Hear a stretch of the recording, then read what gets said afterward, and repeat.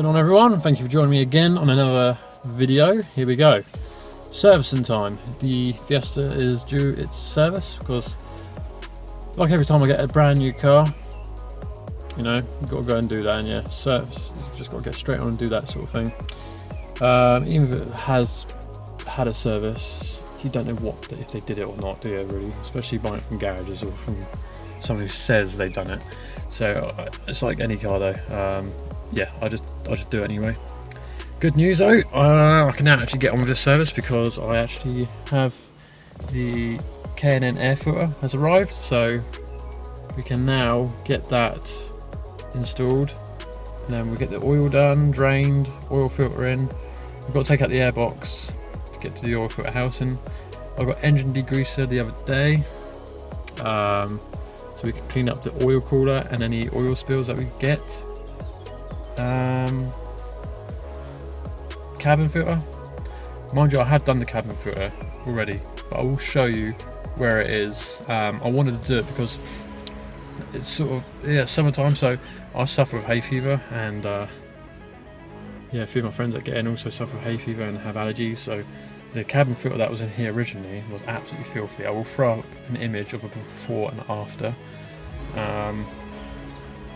So yeah, anyway, it's a nice day again, so let's get on with this. So the engine's hot and it's warm, so it's a good time to drain the oil.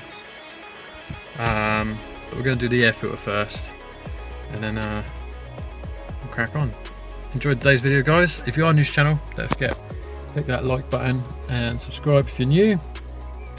Follow me on all social media and all that good stuff. You know by now, you've been to the channel long enough, you've seen it all advertised. Let's just get on with it. Let's do it. I'm excited. Hopefully as well that the K&N panel filter will make some sort of noises. Maybe might get some choo-choo sounds. I'm not counting on it, but you just never know. We're gonna grab the stuff anyway. I'll show you what we've got. Alright, so now I'm back home. Again, it's another like 30 odd degrees out here. So got this canopy up, keep me shaded, because last time I was out here working on the car a few days ago, I got sunstroke. Well, a few weeks ago, or a week ago, whenever it was, I don't know. Still don't feel that great, but protect yourself when you're out here, guys. So I went to the tip, right, because it's bloody still just, oh, you got a book. Really? Mate, you can't even just drop this oil off? No, you got a book. Oh, for God's sake. Right, I'm out of here then, so I'll just come all the way bloody back home. At least it's warm now, the sump is warm, so the oil will be nice and warm. So 3.8 litres of oil, apparently, it says in here. Yeah, so that's what it says, so hopefully that's what comes out. Enough to fill this. So the oil catch tank I've got, it's in that bag over there that you saw.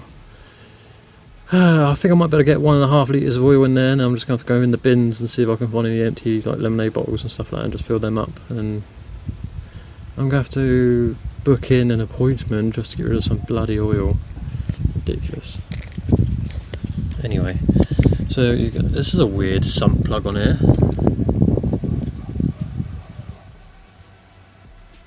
I normally have sump plugs, especially like the one on the ST as well, where you have to actually put a socket inside, like a hex, and then you twist it. But this one is like a 21 socket. Luckily, my mate gave me a load of sockets.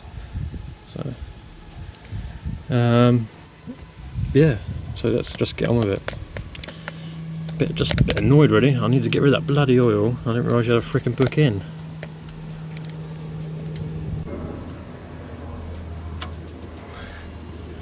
Right. It's sump plug, man. Never seen anything like that before.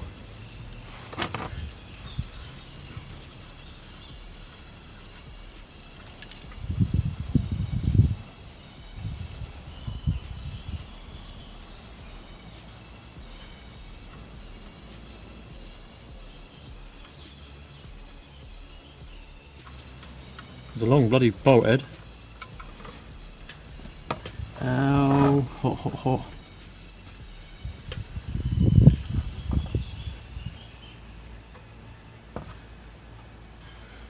Right, back in a minute, guys.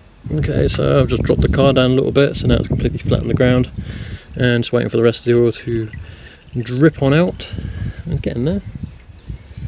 I mean, I don't know, like I said, diesel oil, I know it's like, it gets black quite quickly in there, but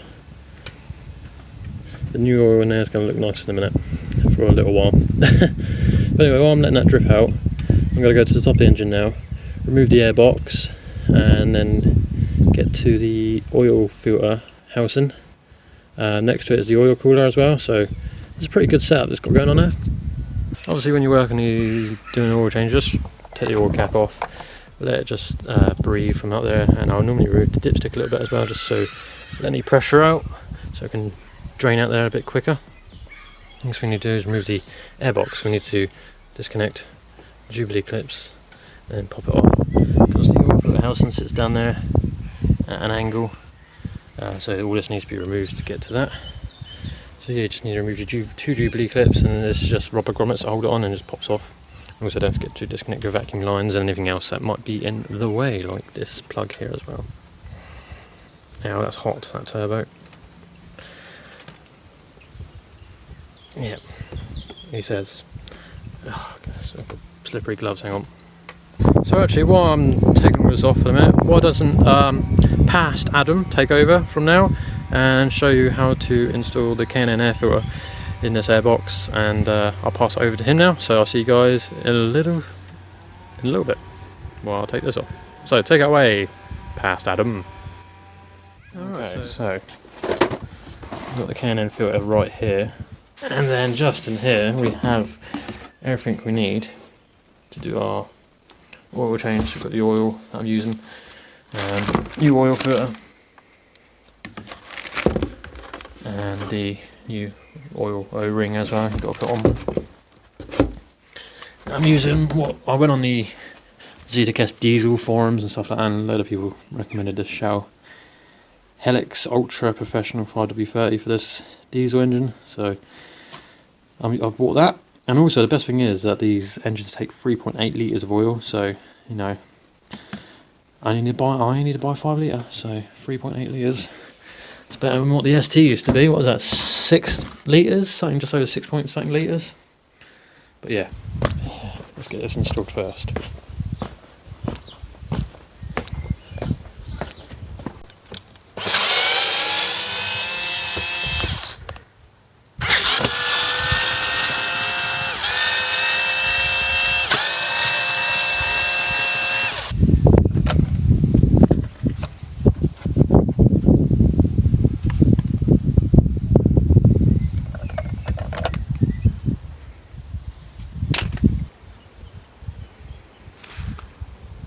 So we'll do a comparison actually quickly before I stick in the K&N, so you can see the difference.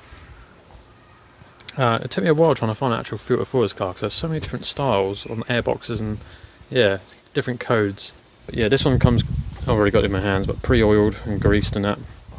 But you can see the difference in the height and just the overall difference in the filters as well. How's that? There's a bit of carpet in there. Yeah, so much better. Let's get this in there. Also, it comes, like I said, it's like a lifetime warranty, so it needs to be washed. And yeah, just it seems more beneficial to do it this way than keep buying paper filters. And I think like it's like what, a 1 million mile warranty or something like that. So yeah, basically a lifetime of a car.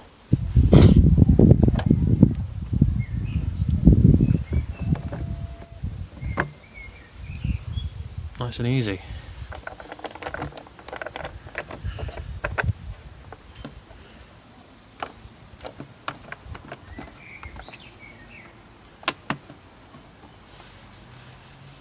Cool.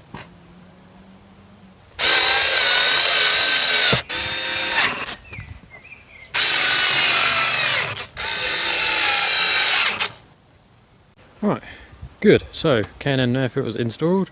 I will stick on the sticker, I think, as well. It does come with some sort of stickers and paperwork. What we've got in here. K&N sticker that's missing the N, and then we've got do not discard, washable. Not that it bothers because I'm the one who services my cars, so yeah, we'll stick them on there. Good. Didn't know where else to stick that K&N sticker because it's quite faded, so I just put it on my toolboxes. That'll do. Right, now that's done, we've got to take all this off anyway. So we've got a disconnected clamp here. Alright, so thank you, past Adam. I hope you guys like that little bit of an install there quickly. So we're moving on. Let's move these out of the way. My sunnies, don't want to tread on them. So moving in now to the oil filter. So there it is, just sits down there at an angle. There's the oil cooler, there's the housing for it and that. So it's pretty cool how that's angled.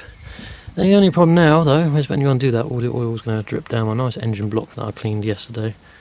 So yeah, anyway, the socket size you're going to need for that is a 27. It's a big boy. You can just put it on there. Careful with the battery, or you know, just be careful in general.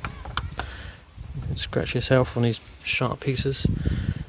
Hopefully the last person who put this in should have oiled, yeah they did, the housing, which is makes life easier to undo.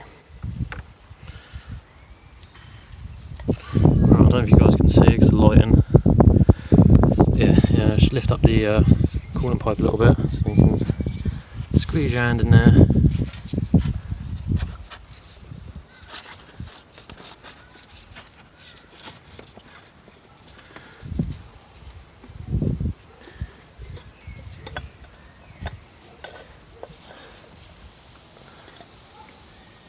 There's a bit of oil in there. Just read it through, and there we go. Filter. Hang on. And there we have it. I don't know if you guys can see. There we go. Oil filter removed. Didn't make too much of a mess. A little bit of drips down there. I was like, quickly lift it up and get it out. Yeah. So there's the oil filter house. It looks very similar to the ST housing. You know, how they've set it in there. But yeah, this definitely needs cleaning, doesn't it? Hey? Disgusting. Definitely needs a new filter. Alright, let me go and get my new bits and bobs, and then we'll get the car buttoned up and, you know, fill it up with some new fresh oil. So I'm going to pass you again to past Adam now, and he's just going to explain to you where the cabin filter goes. So coming outside into changing your cabin filter, this is for the filter inside, purifies the air. It's down under the passenger footwell, so the passenger side, and then what you have to do, it's a bit difficult to see, but you have to remove that tab there, and then it's literally just slide in clips. You just slide it out, push it out completely. Oh, like that. You remove the panel, some clips in there that just clip in. So then you come up here, and it's this right at the very back, one screw, two screw there. It's this cap here at the very back, you can't miss it. And then you also want to go through your glove box. So when you go through your glove box, it's also two screws at the top. I don't know if you guys can see. There's some screws at the top out there, and just remove them. Yeah, I'm not going to remove it because I've already done it. So yeah, the cabin filter literally just sits in there, and then you just slide your new one, the old one out, sorry, and then slide a new one in. But pay attention to where the arrows are for the air in and air out. It has got arrows on top of the filter to tell you how it's well, pushes the air in and pushes the air out basically. And then just put your screws back in, those two down the bottom there, two at the top, you know, when you put your cap back on, and then there you go. That's how you change the cabin filter. It literally takes less than like 5 minutes. It's easy as that. So that's where it is on the Fiestas Mark 6. On the passenger side, just remove your plastic cover, get to it from your glove box, and yeah, it's just a Torx piece. I think it's like a T5 or a T10, and as easy as that. So now I'm going to pass you back to Adam doing the oil change. See you guys there. So that's where the cabin filter is. So now while you've been watching that, I've been busy out here, cleaned it all out in there, as you can see, nice and shiny in there. Cleaned up most of the pipe work. Just also cleaned this up as well, the little housing that sits in. There's the old filter. Nasty. In here is where the new filter is. There we go, nice and clean for now, until oil starts going through it in a minute. Don't forget to replace your oil filter ring. It goes on that little in groove in there. Don't know if you guys can see it, but there it is. And then you just get your new filter. It just sits down in there like that. Just got to get a bit of a push. Like that. That's it in nice and snug.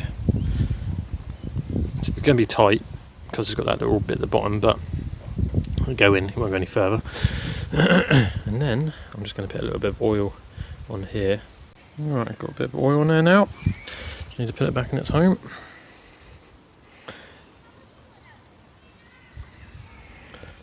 Just try and rig it between the pipes. Right, that's done. That's now back in its home. All cleaned up. Just put the airbox back on, fill up the oil, and then run it for a little bit. Let it set. Come back, check it a little bit later, and if you need to apply more oil, then apply some more oil. But yeah, it wasn't bad. I did notice with the air filter, or oil filter, sorry, that the little nipple that you see on it, a bit sticks up there. Inside the oil filter housing, there's a place for it to sit. So my guess next time is to put the filter in first in the hole, then put the cap on, or you can do what I did, just try and line it up, which I managed to do one shot and got it in there, and then just twist it and done it up. But yeah, so now just whack the air filter back on like that. So now what do we got to fill it up? So we all know how to fill an oil up in the car, we all know how to do that, we all know how to check and look after your oil.